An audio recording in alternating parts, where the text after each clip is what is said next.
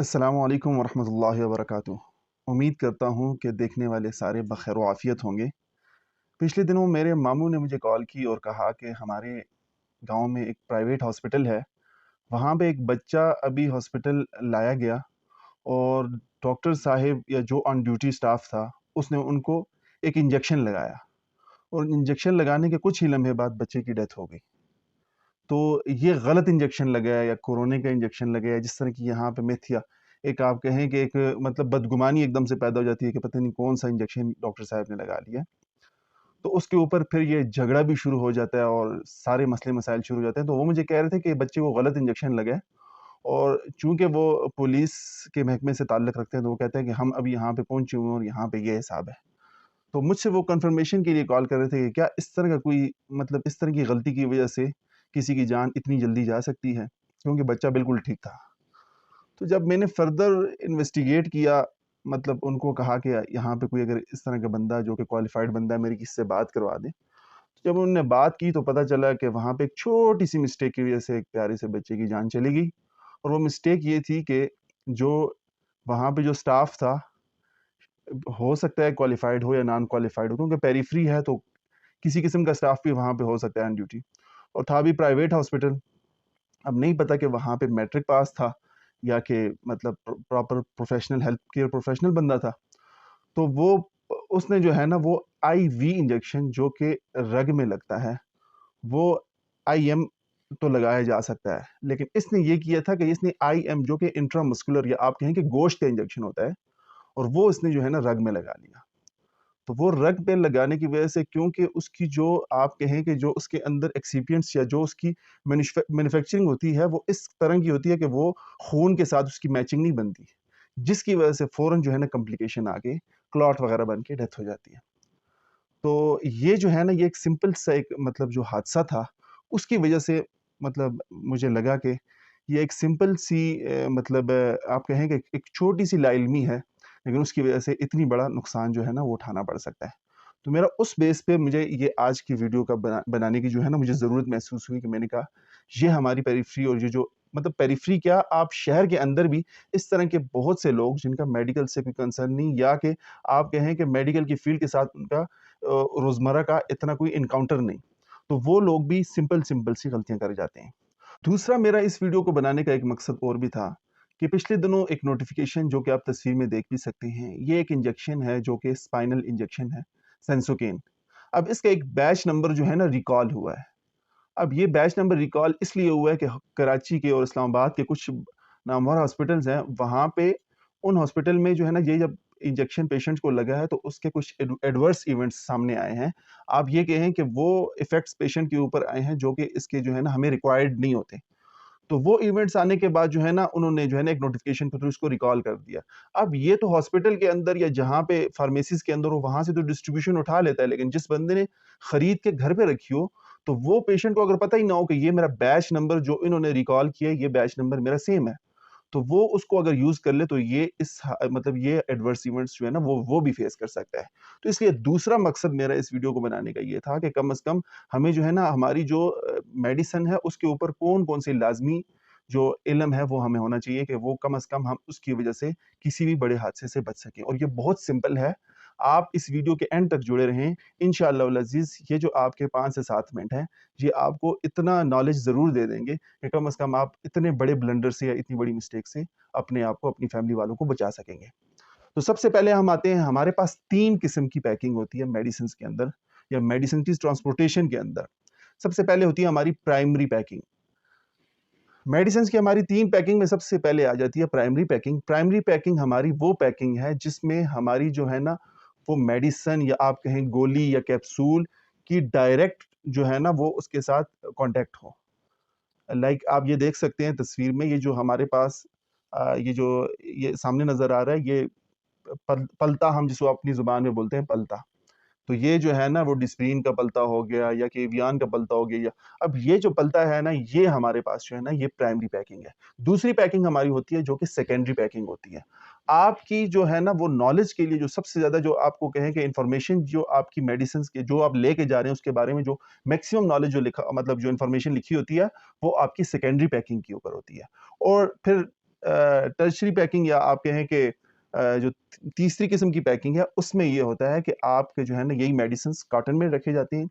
ये soft cotton होते हैं और इसके अंदर एयर स्पेसेस होते हैं जो कि आप कहें कि इसको कुशन जो है ना वो प्रोवाइड करते हैं। और ये जो है ना आपकी जो सेकेंडरी पैकिंग है वो किसी भी झटके या किसी भी ट्रांसपोर्टेशन के दौरान किसी टक्कर की वजह से आपकी सेकेंडरी पैकिंग को कुछ नहीं होता। अब ये सेकेंडरी पैकिंग के ऊपर हमारे पास कौन कौन सी इंफॉर्मेशन होती है? सबसे पहले तो सेकेंडरी पैकिंग के ऊपर आप देख सकते हैं, इस तरह मेंशन किया हुआ है, ये ब्रांड नेम है।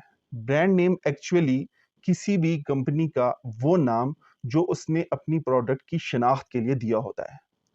अब मिसाल के तौर पे ये डिफरेंट किस्म के आपके सामने आ रहे हैं। ये हर एक लाइक मैं सबसे पहले अगर लाइक राइजिक को ले लेता हूँ, तो राइजिक किसी कंपनी का जो है ना ये ब्रांड नेम है। राइजिक, आप अगर किसी से पूछते हैं तो ये राइजिक गेट्स फार्मास्यूटिकल जो एक कंपनी है, मैन्युफैक्चरिंग कंपनी है, वो जो है ना वो जिस ब्रांड के साथ ओमेप्राजोल को बनाती है जो कि जेनरिक है, उसका नाम है राइजिक।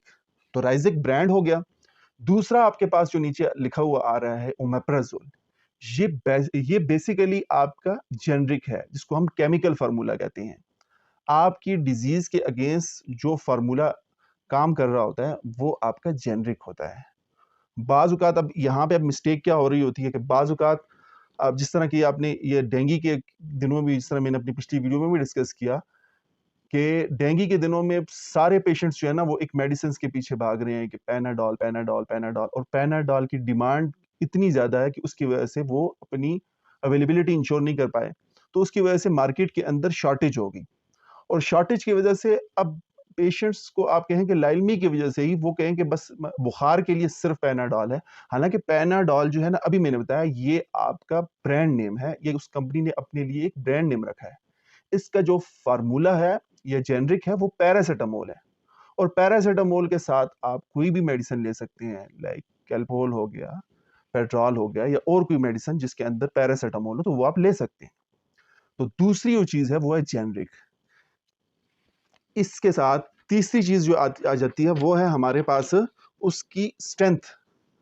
स्ट्रेंथ बेसिकली ये जो है ना, ये किसी भी आप कहें कि मेडिसिन की उसके अंदर जो क्वांटिटी है एक्टिव इंग्रेडिएंट की या दवाई की जो क्वांटिटी है वो बेसिकली स्ट्रेंथ है। या आपके जिस तरह 500 मिलीग्राम हो गया पैनाडोल का, 40 मिलीग्राम हो गया राइजिक का, ये जो ओमेप्राजोल है उसका हो गया, 250 milligram azithromycin, 500 milligram azithromycin, levofloxacin 500 milligram. तो ये जो 500, 250, 40, 20, ये सारे जो है ना ये आपकी स्ट्रेंथ है। ये कहें कि इतनी क्वांटिटी इस साल्ट की इस एक गोली में डाली गई है। तो इसमें भी एक आप गलती देख लें कि बाज़ औक़ात ये होता है कि पेशेंट को जो है ना बाज़ साल्ट में 500 मिलीग्राम बहुत ज़्यादा लग रहा होता है और 1 मिलीग्राम बहुत कम लग रहा होता है। जिस तरह मिसाल के तौर पे आप ले लें अल्प्राज़ोलैम 0.5 mg हम देते हैं, जो कि आप कहें कि 1 ग्राम भी नहीं है या 1 मिलीग्राम भी नहीं है। और इसी तरह फिर 1 मिलीग्राम जो है ना आप कहें कि ये बहुत सी मतलब बहुत मिनिमम डोज़ है। और इसके मुकाबले में आप कहें कैलामॉक्स 1 ग्राम तक देते हैं, जो मतलब 1000 मिलीग्राम तक हम दे रहे होते हैं। तो अब वो अगर आम बंदा ये समझेगा कि ये मैं 1000 मिलीग्राम ले रहा हूँ तो ये बहुत ज्यादा है, और ये अल्प्राज़ोलैम 1 मिलीग्राम ले रहा हूँ तो ये बहुत कम है, तो इसकी मैं 3 गोलियां खा लूं या 4 गोलियां खा लूं, ये इंतहाई खतरनाक है। ये आपके लिए बहुत ही खतरनाक हो सकता है। इनफैक्ट जानलेवा भी हो सकता है कुछ केसेस में। जिस तरह आप अगर 8 गोलियां जो है ना वो पैरासिटामोल की या पैनाडोल की एक साथ ले लें तो ये आपके लीवर की पे डायरेक्ट जाके आपको इफेक्ट करता है। और 8 ग्राम तक अगर आप मेडिसिन ले लें तो ये लीवर फेलियर भी कॉज कर सकता है। तो इसलिए ये नॉलेज आपके पास होनी चाहिए कि ये जो कुछ मेडिसिन में 0.5 mg भी बहुत ज़्यादा इफेक्ट कर रही होती है, और कुछ मेडिसिन में जो है ना 500 mg भी इतनी नहीं होती, आप 1 ग्राम तक भी जा सकते हैं या 100 mg तक भी जा सकते हैं। तो ये डिफरेंस क्यों होता है? ये इसलिए होता है कुछ मेडिसिन का जो है ना वो थेरेप्यूटिक इंडेक्स, ये हमारी मेडिकल की एक टर्म है, इसमें हम देख रहे होते हैं कि वो कितनी मेडिसिन पे कितनी सी क्वांटिटी पे जो है ना वो एक इंसान के ऊपर अपना असर कर सकती है, जो कि हमें रिक्वायर्ड असर होता है। वो अगर असर जो है ना वो अगर 0.5 mg के साथ हमें मिल रहा है तो हमें 1 ग्राम पे या 1 मिलीग्राम पे जाने की जरूरत नहीं है। तो वो थेरेप्यूटिक इंडेक्स उसका अगर नैरो होगा तो वो डोज हम अगर थोड़ी सी भी बढ़ाएंगे तो वो जो है ना उसके साइड इफेक्ट्स या आप कहें कि उसके एडवर्स इफेक्ट्स आ सकते हैं। इनफैक्ट जो है ना वो लीथल भी हो सकती है डोज। डाइजॉक्सिन की मिसाल ले लें। इस तरह नैरो थेरेप्यूटिक इंडेक्स की हमारे पास बहुत सी मेडिसिन है जिसको जो है ना हम बहुत ही कॉशंस के साथ हम यूज़ कर रहे होते हैं। तो इसलिए कभी भी मेडिसिन्स की आपने स्ट्रेंथ के ऊपर या आपने 20, 40 और 100 और 500 को देख के आपने डिसाइड नहीं करना कि ये डोज कम है, मैं इसकी 2 ले लेता हूँ, ये 4। ये आपने स्ट्रिक्टली डॉक्टर या अपने फिजिशियन के मशवरे के मुताबिक इस्तेमाल करना है। तीसरी चीज़ आ जाती है doses form. Doses form actually हमारी जो मेडिसिन है उस वो किस फॉर्म में बनी है। डोजेज फॉर्म से मुराद ये है कि इसमें हमारे मेडिसिन जो है ना वो आया सिरप है, वो आया सस्पेंशन है, वो आया टैबलेट है या कैप्सूल है या इन्हेलर है या इंजेक्शन है। और इंजेक्शन जो है वो आईएम के लिए यानी गोश्त के लिए है, गोश्त में लगाना है, या कि रग में लगाना है, आईवी में लगाना है। तो ये जो सारी डिफरेंशिएशन है या ये सारी जो है ना ये आपकी मेडिसिन की जो है ना पैकिंग के ऊपर लिखा होता है। आप डिफरेंट पिक्चर से भी आप इसकी मिसालें देख सकते हैं। यहाँ पे भी एक जो है ना नोट करने वाली चीज़ है कि जो बाज़ औक़ात ये होता है कि हमारे पास, जिस तरह मैंने आपको कहा कि ये गाँव का हादसा जो हुआ था, उसने क्या किया था कि इंट्रामस्कुलर इंजेक्शन जो है ना वो आईवी में लगा लिया, यानी रग में लगा दिया, जिसकी वजह से फ़ौरन जो है ना कुछ लम्हे में बच्चे की डेथ हो गई। तो ये चीज़ आपने देखनी है कि जब कभी मेडिसिन्स, ये आप देख लें एक ही ब्रांड के 2 मेडिसिन्स हैं, एक ही ब्रांड के 2 मैन्युफैक्चरिंग है। आप कहें कि एक वही सेम स्ट्रेंथ के साथ आईएम है यानी वो गोश्त में लगेगा, और वही ब्रांड उसी नाम के साथ और वही जेनेरिक फार्मूले के साथ वो आईवी है यानी वो वेन में लगेगा। तो अब यहाँ पे अगर आईएम को आप अगर वेन में लगा लेते हैं तो ये फिर कॉम्प्लिकेशन आपके लिए कॉज कर सकती है। तो इसलिए हमेशा जब भी कभी इंजेक्टेबल खरीदें या इंजेक्शन खरीदें तो देखें कि जो उसके ऊपर ये खास तौर पे ये सर्कल कर रहा हूँ, ये चीज़ देख लिया करें कि इसी के मुताबिक वो लगा रहा है या नहीं। बहुत सिंपल सी चीज़ है, लेकिन ये है कि आपको पता होना चाहिए। उसके बाद हमारे पास आ जाती है, ये बाज़ औक़ात आप देख रहे होते हैं कि ये बीपी लिखा होता है या यूएसपी लिखा होता है। ये हमारी मतलब फार्माकोपिया हैं 2, जिसको आप यूनाइटेड स्टेट फार्माकोपिया या ब्रिटिश फार्माकोपिया हम कह सकते हैं। और ये जो है ना बेसिकली वो स्टैंडर्ड मैन्युफैक्चरिंग होती है जो कि कोई भी इंडस्ट्री जो है ना उसको फ़ॉलो करती है, और उसी के मुताबिक जो है ना आपकी मेडिसिन जो है ना वो बन रही होती है। तो ये जो है ना ये आपके लिए शायद इतनी कारआमद ना हो। उसके बाद नंबर ऑफ़ टैबलेट्स होती हैं, जो आप इसको आप देख लें किसी साइट पे तो आपको नज़र आ रहा होता है। मोस्टली लोग ओपन करके जो है ना वो ब्लिस्टर से ही देख गिन लेते हैं, लेकिन ये है कि आप ऊपर से भी देख सकते हैं कि इसके ऊपर कितनी नंबर ऑफ़ टैबलेट्स हैं। अच्छा, फिर कंपनी का नाम होता है, किस कंपनी का है, ये आते हैं। अगली चीज़ है batch detail. Batch detail means मतलब एक बैच नंबर के साथ उन्होंने डिटेल लिखी होती है, जिसमें सबसे पहले मोस्ट इम्पॉर्टेंट बैच नंबर होता है। ये अभी मैंने आपको बताया कि बैच डिटेल हमें किस लिए चाहिए होती है, बैच नंबर हमें किस लिए चाहिए होता है। ये बाज़ औक़ात किसी मेडिसिन्स के अंदर जो है ना इम्प्यूरिटीज़ की एडिशन हो जाए, या किसी भी मेडिसिन के किसी भी बैच के अंदर जो है ना कोई इस तरह के एडवर्स इफ़ेक्ट या साइड इफ़ेक्ट्स आ जाएँ, तो वो रिकॉल कर लेते हैं। तो वो रिकॉल जब करते हैं, वो नोटिफ़िकेशन तो आप तक आ गया, लेकिन आपको पता नहीं है कि इन्होंने जो बैच नंबर मेंशन किया है, ये बैच नंबर मेरी मेडिसिन पे किधर लिखा हुआ है। तो ये जो आपको मैं पिक्चर के अंदर आप देख रहे हैं, ये बैच नंबर है। ये आपको पता होना चाहिए, ख़ास तौर पे रिकॉल के वक़्त। लेकिन ये इतना इम्पोर्टेंट नहीं है क्योंकि ये बहुत ही रेयर केस में रिकॉल हो रहा होता है। उसके बाद इम्पोर्टेंट क्या है? Manufacturing date. ये भी नहीं, एक्सपायरी डेट बहुत इंपॉर्टेंट है। मैन्युफैक्चरिंग डेट आप देख लें, ये मतलब 2 से 3 साल का अक्सर मैक्सिमम मेडिसिन में ये गैप होता है। और ये एक्सपायरी डेट बहुत इंपॉर्टेंट है। ये कम से कम आपको पता होना चाहिए कि जो आप मेडिसिन ले रहे हैं, क्या वो एक्सपायर तो नहीं है? दूसरा, क्या वो शेल्फ लाइफ की ड्यूरेशन में तो एंटर नहीं हो गया? कोशिश करें कि वो मेडिसिन लें जिसके जो है ना 2 से 3 महीने से एक्सपायरी जो है ना वो ज़्यादा ही हो। अगर मतलब आपको नहीं मिल रहा तो फिर आप ले सकते हैं, बट ये है कि एक्सपायरी डेट्स के ओवर होने के बाद आप कोई ऐसी मेडिसिन ले लें, क्योंकि उसके नुकसानात आपको उठाने पड़ सकते हैं। उसके बाद फिर कुछ मेडिसिन के ऊपर डायरेक्शन लिखा होता है कि इसको इस्तेमाल आपने कैसे करना है। जिस तरह अभी मतलब बहुत सी ऑप्थेल्मिक प्रिपरेशन है, आप कहेंगे स्टेराइल प्रिपरेशन है, जिनमें लिखा होता है कि ये सिर्फ आँख के लिए। अब आँख की प्रिपरेशन है, फिर इस तरह फिर कान के लिए बनी हुई बहुत सी जो है ना हमारे पास इस तरह के कतरे होते हैं जो कि सिर्फ कान के लिए होते हैं।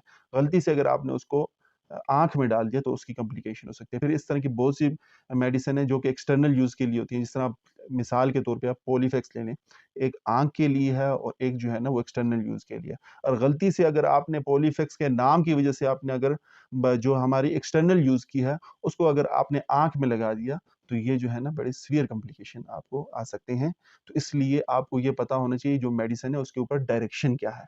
इस तरह फिर बहुत सी मेडिसिन है जो कि आप मतलब मुँह के अंदर इस्तेमाल कर सकते हैं। और फिर वही वो इंटरनल यूज़ के लिए आप अलाउड है। बट ये है कि वो बहुत से ऊपर उसके ऊपर लिखा होता है कि ये एक्सटर्नल यूज़ के लिए ऊपर है, तो उसको आपने इंटरनली नहीं यूज़ करना होता।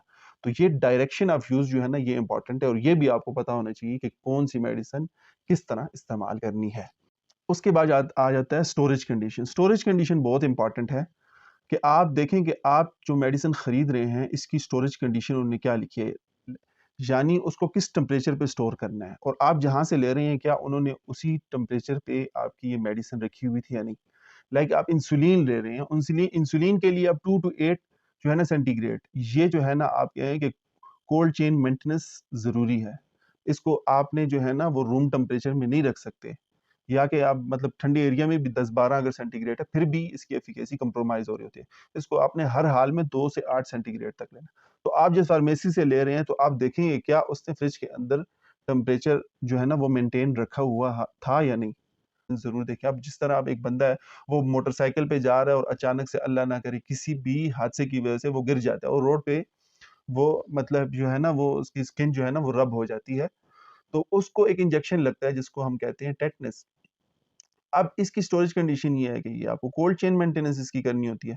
अब आप एक जगह पे जाते हैं या किसी भी फार्मेसी पे या किसी भी स्टोर पे जाते हैं कि हाँ जी, मुझे इंजेक्शन लगाएँ और वो जो है ना वहाँ पे मतलब जो नर्सिंग या जो आपका स्टाफ है, एडमिनिस्ट्रेशन स्टाफ, वो आपको जो है ना किसी मतलब जो है ना रैक से उठा के आपको जो है ना टेटनस का इंजेक्शन दे दे और आप जाके हॉस्पिटल कहें कि जी हमें जो है ना ये लगाएँ। तो ये कभी भी आप इसको एक्सेप्ट ना करें क्योंकि वो उसकी एफिकेसी कंप्रोमाइज़ हो चुकी है। तो उम्मीद करता हूँ कि आज की ये जो हमारी वीडियो थी, वो आपके लिए इंशाल्लाह बहुत फ़ायदेमंद रही होगी और इन चीज़ों का आप ज़रूर ख़्याल करें और आखिर में इस वीडियो को खुद भी लाइक करें और चैनल को अगर आपने सब्सक्राइब नहीं किया हुआ तो सब्सक्राइब करें और इस वीडियो को अपने अज़ीज़ों के साथ शेयर करें ताकि वो इस तरह की छोटी-छोटी लाइल्मी की वजह से किसी बड़े हादसे का शिकार ना हो। अस्सलामु अलैकुम व रहमतुल्लाह।